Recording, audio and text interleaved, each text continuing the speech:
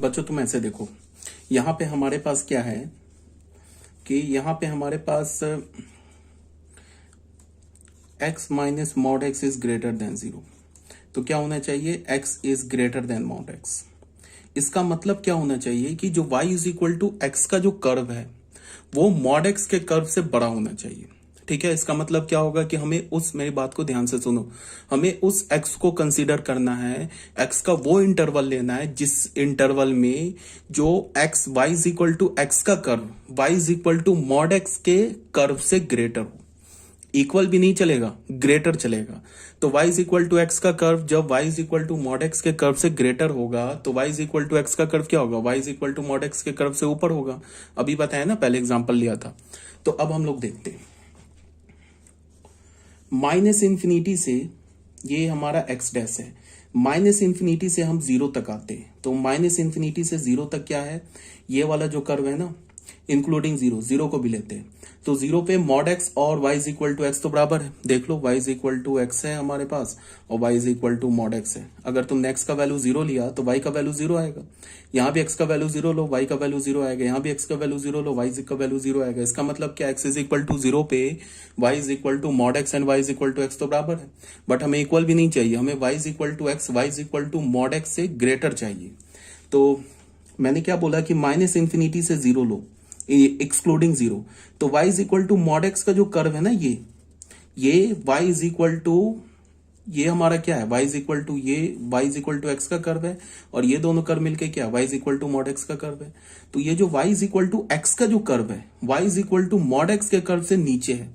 तो क्या हो गया, x क्या हो जाएगा, लेस देन x। अगर मैं ऐसे लू, x belongs to minus infinity to zero, तो यहां से हमें क्या पता चलेगा कि जो मॉड एक्स है ना वो x से ग्रेटर है।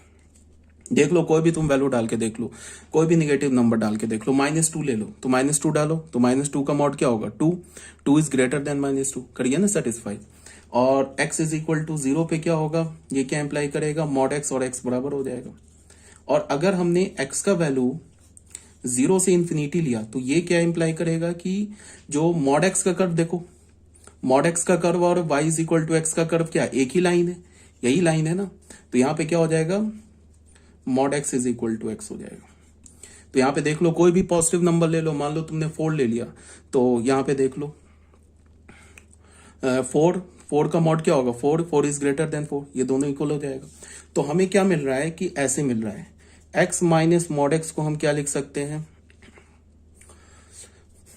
x माइनस मॉड एक्स जो होगा हमारा, या फिर ऐसे तुम लिख लो कि x माइनस मॉड एक्स क्या होगा, जीरो होगा।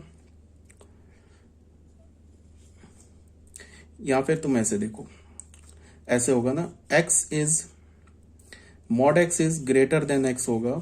वही बात को लिख रहे हैं, फॉर ऑल, या ऐसे लिख लो, for all x belongs to minus infinity to zero.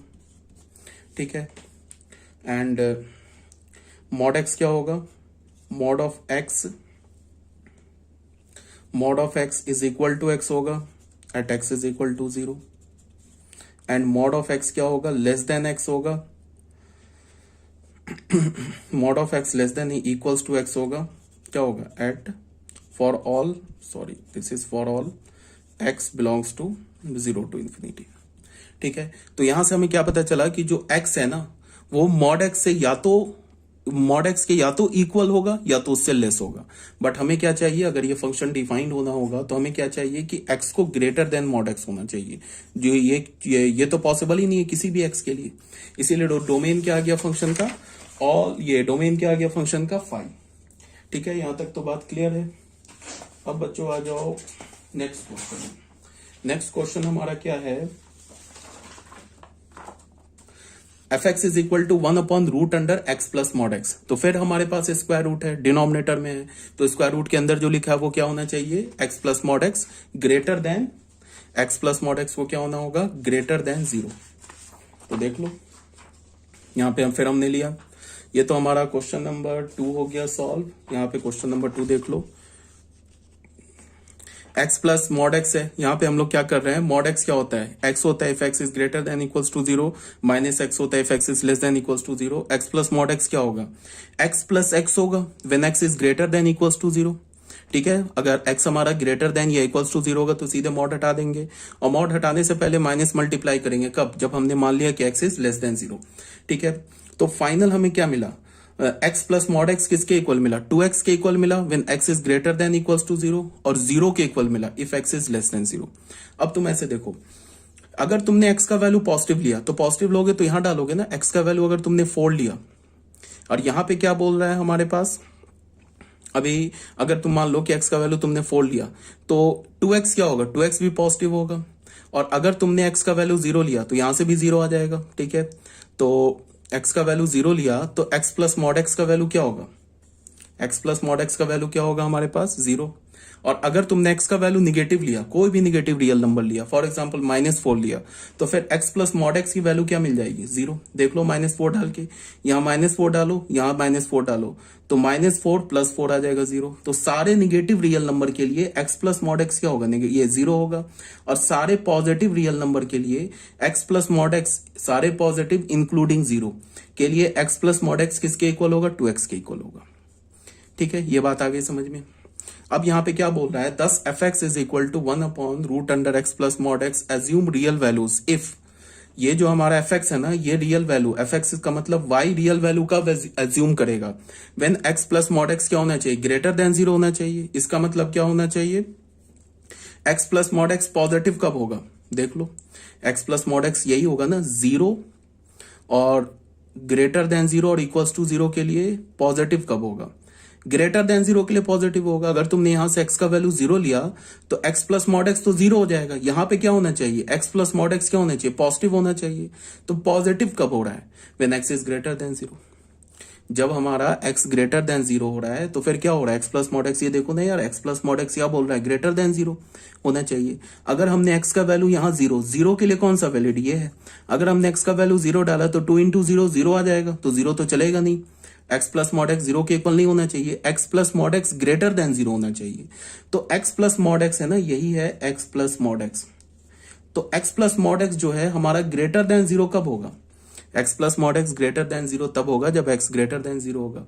x less than 0 होगा तो फिर क्या होगा, x प्लस मॉड x 0 हो जाएगा, और x इक्वल्स टू 0 होगा तो x प्लस मॉड x 0 हो जाएगा।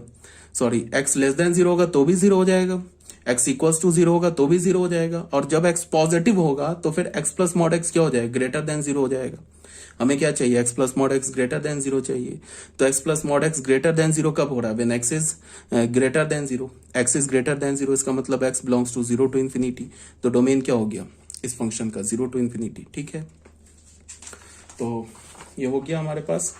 अब ग्राफिकल देख लो, ग्राफिकल बहुत ईजी है। यहाँ पे अगर हमारे पास ये जो फंक्शन है 1/√x प्लस मॉड x, अगर इसको डिफाइंड होना है तो x प्लस मॉड x को क्या होना होगा, ग्रेटर देन 0। तो मॉड x को क्या होना होगा, ग्रेटर देन -x। तो तुम ऐसे देखो, अब फिर तुम ग्राफिकली देखो, ग्राफ से जो होता है ना, बहुत सारे क्वेश्चन बहुत इजी और बहुत जल्दी सॉल्व हो जाते हैं। ये मॉड x का कर्व है, ये हमारा जो है मॉड x का कर्व है। इस लाइन के इक्वेशन को क्या बोलेंगे हम, y is equal to x. y is equal to x का पूरा लाइन नहीं है, सिर्फ आधा लाइन है। y is equal to x जो एक्चुअली यहाँ नीचे भी है, ये जो लाइन है ना, ये पूरा मिलके y is equal to x होगा। बट मॉड x में क्या होता है, y is equal to x line कहां से कहां तक लेते हैं, किस इंटरवल में लेते हैं, 0 टू इन्फिनिटी लेते हैं। और ये लाइन हमारा क्या है, y is equal to -x। y is equal to -x, तो ये पूरा लाइन है, ठीक है। But y is equal to mod x में क्या करते हैं, y is equal to -x वाला लाइन कहां से कहां तक लेते हैं, -इन्फिनिटी से 0 तक लेते हैं, 0 से पॉजिटिव इन्फिनिटी तक लाइन नहीं लेते, ठीक है। तो ये दोनों लाइन मिला के क्या हो गया, y is equal to mod x का कर्व हो गया, और ये पूरा लाइन क्या हो गया, y is equal to -x का कर्व हो गया। अब हमें क्या चाहिए, x प्लस मॉड x क्या चाहिए, ग्रेटर देन 0 चाहिए। तो यहां से हमें क्या मिला कि जो मॉड x है ना, वो क्या होना चाहिए, ग्रेटर देन -x होना चाहिए। या तो ऐसे बोल लो, या x is greater than -mod x बोल लो, ठीक है। तो हमने क्या किया, -मॉड x का तो हमें कर्व नहीं पता है, तो हमने लिखा इसको mod x is greater then -x। तो मॉड x -x से ग्रेटर कब होगा, वो देख लो, ये लाइन है ना हमारा -x, y is equal to -x, और ये दोनों लाइन मिलके y is equal to mod x का कर्व है। तो अगर तुम -इन्फिनिटी से लेके 0 तक आते हो एक्सक्लूडिंग 0, तो y is equal to -x तो क्या है, y is equal to -x जो हमारा ग्रेटर है, ठीक है ना, ये लाइन है ना y is equal to sorry minus infinity से 0 तक क्या है, y is equal to minus x और y is equal to mod x क्या है, इक्वल है। यही लाइन है ना y is equal to minus x का, और यही लाइन है y is equal to mod x का। ये line y is equal to minus x का भी है, line y is equal to mod x का भी है। तो माइनस इन्फिनिटी से ग्राफ में देखो, माइनस इन्फिनिटी से 0 अगर हम लेते इंक्लूडिंग 0, तो ये लेते x का इंटरवल, तो यहां से हमें क्या पता चलेगा, माइनस एक्स जो है ये इक्वल है मॉड एक्स की। ठीक है, अगर हमने x का वैल्यू 0 से लेके इन्फिनिटी तक लिया तो देखो y is equal to x का कर्व ऊपर आ गया, y is equal to minus x का कर्व नीचे आ गया। तो यहां से हमें क्या पता चलेगा कि जो मॉड एक्स है ना वो ग्रेटर है माइनस एक्स से। तो यही तो कंडीशन हमें चाहिए। कहाँ मिल रहा है, x belongs to 0 to infinity, तो डोमेन फंक्शन का क्या हो गया, 0 टू इन्फिनिटी, ऐसे भी हम बोल सकते हैं। ठीक है, अगर मान लो fx और gx का कर्व दे रखा है, fx अगर gx से ग्रेटर है तो fx का कर्व क्या होगा, gx के कर्व से ऊपर होगा। हम लोग देख लेंगे कि कितने पोर्शन में, x के कितने पोर्शन में fx gx के कर्व से ऊपर है। जिस पोर्शन में x के जिस इंटरवल में fx का कर्व gx के कर्व से ऊपर होगा, उस इंटरवल ऑफ x में fx क्या हो जाएगा, ग्रेटर देन gx हो जाएगा। जिस इंटरवल में, जिस x के इंटरवल में fx का कर्व gx के कर्व से लेस होगा, उस इंटरवल ऑफ x में fx क्या हो जाएगा, gx से लेस हो जाएगा। और जिस इंटरवल में fx और gx इंटरसेक्ट करे या fx और gx ओवरलैप करे, उस इंटरवल ऑफ x में fx और gx इक्वल हो जाएगा। यही बात बोला गया है। ठीक है, तो ये भी हो गया हमारा। थर्ड में क्या आ रहा है हमारे पास, थर्ड हमारे पास क्या है, ये कुछ नहीं है। ठीक है, थर्ड में हमारे पास क्या है, जो हमारे पास फंक्शन है f x is equal to root under x minus mod x. ठीक है, अब तुम्हें पता होगा कि x माइनस मॉड एक्स को अभी हम लोग पीछे क्या पढ़ के आए, ग्रेटेस्ट इंटीजर, ये fractional part of x minus mod x को बोला है ना फ्रैक्शनल पार्ट ऑफ x। तो हमें क्या पता है कि ये जो x माइनस मॉड एक्स है ये कहां से कहां लाई करता है, ये y है ना, x माइनस मॉड एक्स है, कहां से कहां लाई करता है, 0 से 1 के बीच में। इसका मतलब क्या है कि x माइनस मॉड एक्स, तुम कोई भी x का वैल्यू डालो, एनी रियल नंबर, ये x माइनस जो मॉड एक्स होगा ना, ये या तो 0 के इक्वल होगा या 0 से ग्रेटर होगा, 1 से लेस होगा। ग्राफ क्या होता है, फ्रैक्शनल पार्ट ऑफ x का ग्राफ क्या होता है, यही होता है ना फ्रैक्शनल पार्ट ऑफ x का ग्राफ, यही होता है ना फ्रैक्शनल पार्ट ऑफ x का कर्व।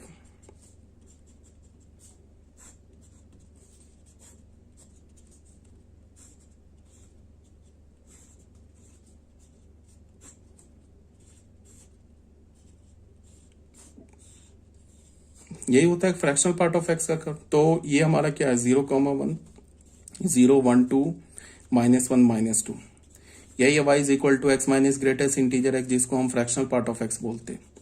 तो हमें क्या पता चल गया कि जो फ्रैक्शनल y है इसका रेंज क्या होता है, y का 0 से 1 के बीच में होता है, ये ऑलरेडी पढ़ाया जा चुका है।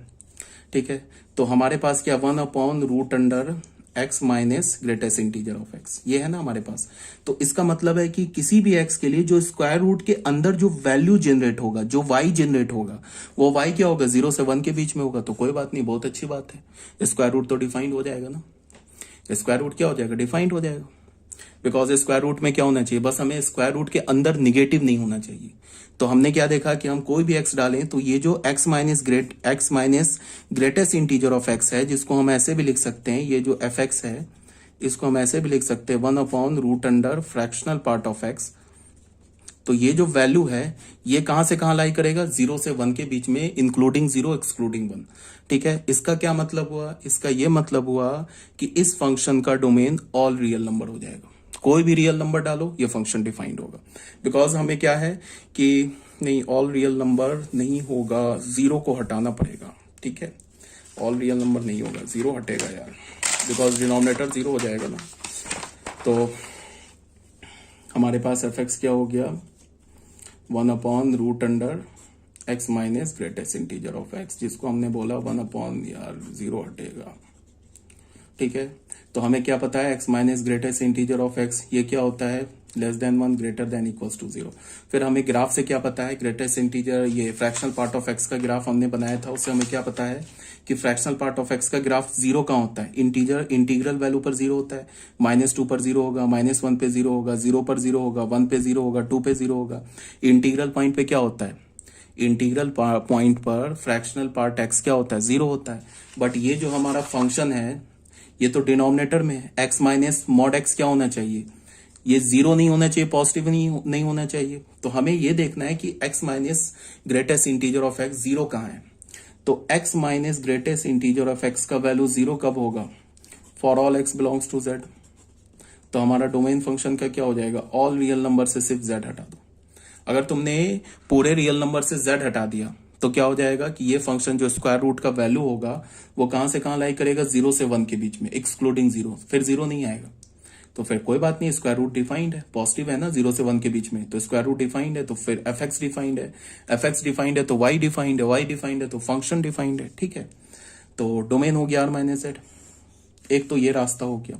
दूसरा रास्ता क्या हो गया कि तुम ऐसे देखो, x minus greatest integer of x को क्या होगा, ग्राफिकली अगर देखते हैं तो ये पॉजिटिव होना चाहिए, इक्वल्स टू 0 भी नहीं होना चाहिए, तभी जाके क्या होगा, ये स्क्वायर रूट डिफाइंड होगा। तो यहां से हमें क्या पता चला कि ग्रेटेस्ट इंटीजर ऑफ x क्या होना चाहिए, ग्रेटेस्ट इंटीजर ऑफ x जो होगा वो लेस होना चाहिए किससे, x से। तो हमने एक कर्व ड्रॉ किया y is equal to greatest integer x का, एंड एक कर्व ड्रॉ किया y is equal to x का, और देख लिया। तो ड्रॉ करते हैं। तो यहां पे देखो ये y is equal to x का कर्व है,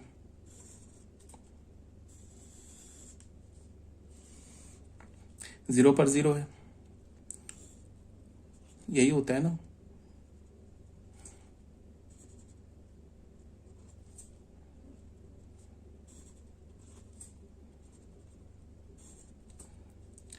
उसके बाद क्या है, ये हमारा हो गया एग्जैक्टली 1, ये हमारा हो गया एग्जैक्टली यहाँ 2 हो जाएगा।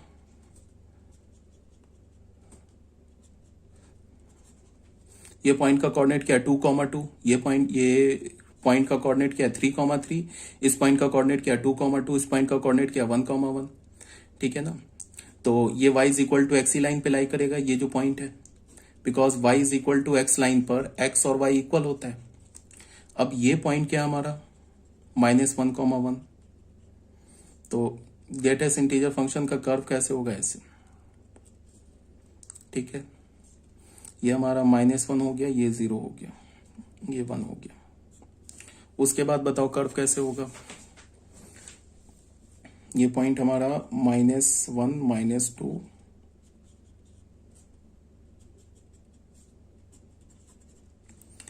-2 से -1 के बीच में कर्व हमारा ऐसे चलेगा। ठीक है, -2 पर, -2 से -1 के बीच में होगा -2, ऐसे कर्व हो गया। फिर आ जाओ यहाँ पे, ये वाला हमारा पॉइंट हो गया -3। तो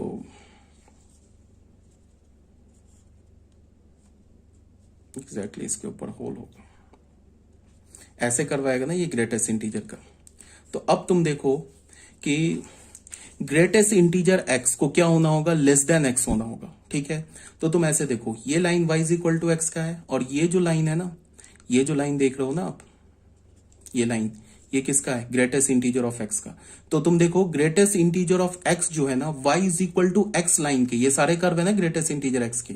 तो ग्रेटेस्ट इंटीजर ऑफ x जो है, y is equal to x line से हमेशा नीचे है। ठीक है, सिर्फ एक पॉइंट पर इक्वल है। किस पॉइंट पर इक्वल है, सारे इंटीग्रल वैल्यू पर इक्वल है, -3 पे, -2 पे, -1, 0, 1, 2, 3 पे इक्वल है। बाकी सब सारे रियल नंबर पे, इस रियल नंबर 0 से 1 के बीच में कोई भी रियल नंबर देखो, ये y is equal to x का कर्व है, और ये ग्रेटेस्ट इंटीजर का नीचे है। 1 से 2 के बीच में देखो, ये हमारा y is equal to x का कर्व है, ये ग्रेटेस्ट इंटीजर x का कर्व है, नीचे है। सिर्फ इक्वल कहां पे, इंटीग्रल पॉइंट पे। ठीक है, और हमें क्या चाहिए, greatest integer of x less than x चाहिए। तो लेस देन x कहां आ रहा है, all real number except integral point. ठीक है, लेस देन x कहां आ रहा है, all real number of x except integral point. तो हमारा डोमेन फंक्शन का क्या हो गया, ऑल रियल नंबर -z, यही हमारा फंक्शन का डोमेन हो गया। सारे रियल नंबर को लेना है एक्सेप्ट इंटीग्रल पॉइंट। ठीक है, तो यहां ये भी ग्राफिकली क्लियर हो गया होगा। अब इसी बात को यहाँ पे बताया गया, देख लो ग्राफ से बताया गया है तुम लोगों को। देखो क्लियरली फ्रॉम द, ये तो ग्राफ मैंने बना दिया y is equal to x का और y is equal to greatest integer x का बना दिया।